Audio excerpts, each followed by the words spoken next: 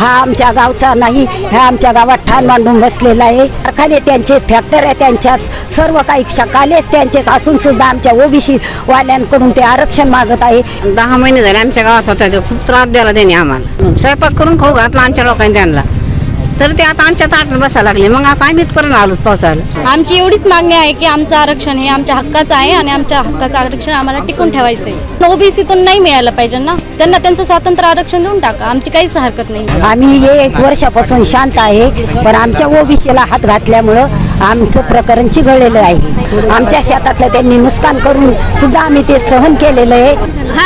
पण ते आमच्या ओबीसीतलं मागा लागल्यामुळं मग आम्हाला हे झालं की नाही घ्यायला पैसे आमचे। कारखाने त्यांचे, फॅक्टऱ्या त्यांच्याच, सर्व काही शकालेच त्यांचेच असून सुद्धा आमच्या ओबीसी वाल्यांकडून ते आरक्षण मागत आहे। हे आम्हाला मान्य नाही आणि हे झालं पाहिजेच नाही, याच्याबद्दल आमचा विरोध आहे। हा आमच्या गावचा नाही, ह्या आमच्या गावात ठाण मांडून बसलेला आहे। हा कुठला आहे हे आम्हाला माहीत सुद्धा नाही। 10 महिने झाले आमच्या गावात होता, खूप त्रास द्यायला त्यांनी आम्हाला। आता आमच्या ताटातले ते घेऊन राहिले ना, तर आम्ही आता त्यांना देणार नाही। देऊन टाका, आमच्यातलं कशाला घेतात ते। हां चालू होतं ना, मस्त आता इकडून स्वयंपाक करून खाऊ घातला आमच्या लोकांनी त्यांना, तर ते आता आमच्या ताटात बसायला लागले। मग आता आम्हीच पर्यंत आलो पावसाला। आमची एवढीच मागणी आहे की आमचं आरक्षण हे आमच्या हक्काचं आहे आणि आमच्या हक्काचं आरक्षण आम्हाला टिकून ठेवायचं आहे। बरं, सध्या जरांगे पाटील ओबीसीतून आरक्षण मागताय, पण ओबीसीतून नाही मिळालं पाहिजे ना, त्यांना त्यांचं स्वातंत्र्य आरक्षण देऊन टाका, आमची काहीच हरकत नाही। फक्त ओबीसीतून आरक्षण नाही पाहिजे त्यांना। आम्ही 1 वर्षापासून शांत आहे, पण आमच्या ओबीसीला हात घातल्यामुळं आमचं प्रकरण चिघळलेलं आहे। आमच्या ओबीसीच्या याला आरक्षणाला हात घालू नये एवढी आमची मागणी आहे। तो आमच्या गावचा नसून सुद्धा त्यांनी आमच्या गावात ठाण मांडलेले आहे। 1 वर्षापासून आम्ही त्यांचा त्रास सहन केला, त्यांचा आम्ही पाणी भाकरी सगळं पुरविलं त्यांना। आमच्या शेतातलं त्यांनी नुकसान करून सुद्धा आम्ही ते सहन केलेलं आहे। सांगा, नुकसान करून आम्हाला तेवढी भरपाई सुद्धा मिळालेली नाही। आमच्या नावाखाली दुसऱ्यांनीच लुटलेले आणि आज 100 कोटी रुपये तुमचे आले म्हणता, तुम्ही घातले कुठं? ते तुम्हाला उपोषण आहे, तुमचं एवढे पदार्थ येते, बदाम काजू ते जातेत कुठं?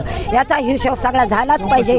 मुख्यमंत्र्यांनी ते आमच्याकडून साथ सोडल्यामुळं आम्हाला हे आमच्या ओबीसीला तर धक्का लागू नये। जरी देणार असेल सरकार त्यांना आरक्षण, तर मग आम्हाला लेखी लिहून द्यावं का ओबीसीला अजिबात धक्का लागणार नाही।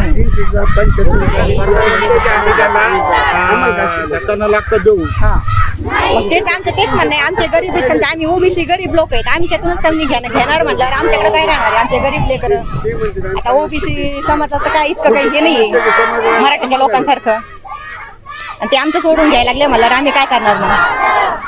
त्यामुळे फक्त सरकारने एकच लक्षात द्यावं, जरी दिलं तर आमच्या ओबीसीला अजिबात धक्का नाही लागायला पाहिजे त्यांनी, असं आम्हाला मग लेखी पण लिहून द्या। पण आम्ही काही 10 महिने झाले चालू होतं, आम्ही त्यांना काही म्हणलो नाही, काही नाही, पण ते ओबीसीतून सपोर्ट होता आमचा। पण त्याने आमच्या ओबीसीतला मागा लागल्यामुळं मग आम्हाला हे झालं की नाही घ्यायला पैसे आमचं। आम्हाला यांच्या कीर्तनाचा 10 महिने त्रास झाला। आमच्या मुलांच्या परीक्षा, शिक्षणामुळे त्यांना अभ्यास करता येत नव्हता 10 संध्याकाळी। आम्ही 10 महिने सहन केले त्यांचा हे। आता मग आमचं सर्व आहे का आमच्यात ना ओबीसीनं आम्ही देणार नाही त्यांना, आमच्या हक्काचं हे आरक्षण आहे। चौकशी ही व्हायलाच पाहिजे। ओबीसीतून आरक्षण त्यांना द्यायला नाही पाहिजे, कारण ते मराठी असून स्वतःला पाटील समजून आमच्या ताटातली भाकरी ते वडीत आहेत। आमचं म्हणणं एकच आहे, फक्त आमच्या आरक्षणाला धक्का न लागता आरक्षण द्यावं आम्हाला। आमचं तिने आमचं आरक्षण घेऊ नये। मला एवढंच म्हणायचं आहे, मराठा समाजाने म्हणजे आतापर्यंत कुणाच्या विरोधात गेलेला नाहीये, कुणाचं आरक्षण मागितलेलं नाहीये। ऑलरेडी मराठा समाज ओबीसी मध्ये आहे, फक्त काही लोक त्यापासून वंचित राहिलेले। म्हणून आमची मागणी ही आहे की जो समाज ओबीसी मध्ये गेलेला नाहीये त्यांना ओबीसी मध्ये घ्या, आणि जर त्यांना असं वाटत असेल की आता ओबीसी 50% वरती आरक्षण चाललं, तर जातनीय जनगणना करून आणि आरक्षणाची मर्यादा वाढवा आणि मराठा समाजाला कायदा टिकणार आणि संविधानिक आरक्षण द्या। कारण की मला संविधानामध्ये SC ST आणि ओबीसी नुसार आरक्षण मिळतं आणि तेच टिकू शकतं। म्हणून मला हे म्हणायचंय, सरकारने आता मराठा समाजाचा अंत पाहू नये। 13 जुलैला जरांगे पाटलांनी 14 तारखेचं त्यांना अंतिम तारीख दिलेली आहे। 14 तारखेपर्यंत त्यांना निर्णय देणंच देणे। जर त्यांनी 14 तारखेला आम्हाला निर्णय दिला नाही तर आता त्यांना तर ह्या लोकसभेला कळालेलंच आहे की मराठा काय करू शकतो, म्हणून विधानसभेला त्यांनी त्याचा विचार करून आणि निर्णय द्यावा. पण मला हे म्हणायचं सरकारने आता गाजर देऊ नये, मराठा समाजाला टिकणारं आरक्षण द्यावं. मागच्या 10 महिन्यापासून जर आपण पाहिलं तर असा लढा चालू आहे. सरकार कुठेतरी वेळ काढूपणा करत आहे असं चित्र दिसतंय.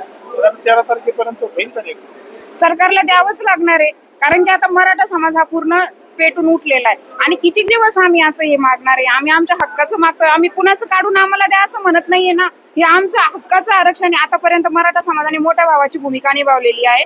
आणि जर आता आमचंच पोट आमचं पोट रिकामं आहे तर आम्हाला खायला मागणारच आहे ना. आम्ही थोडी म्हणतो त्यांचं काढून आम्हाला द्या, आम्हाला आमच्या हक्काचं आरक्षण द्या. आणि याच्यामध्ये सगळ्यात मला हे म्हणायचं की राजकीय इच्छाशक्ती जर असेल या लोकांची तर मराठा समाजाला टिकणारं आरक्षण भेटू शकतं. महिलांचा कशा पद्धतीचा प्रतिसाद असणार आहे 13 जुलैला? मी आता सर्व महिलांना तुमच्या माध्यमातून आव्हान करते की आपण एक दिवस आपल्या मुलाबाळांच्या भविष्यासाठी सर्वांनी आपले घरचे कामं सगळे सोडून, आपण जसं एखाद्या कीर्तनाला जातो, लग्न असलं आपलं पुन्हा नातेवाईकाचं तर आपण जबाबदारीने जातो, तसं ही एक जबाबदारीच आहे.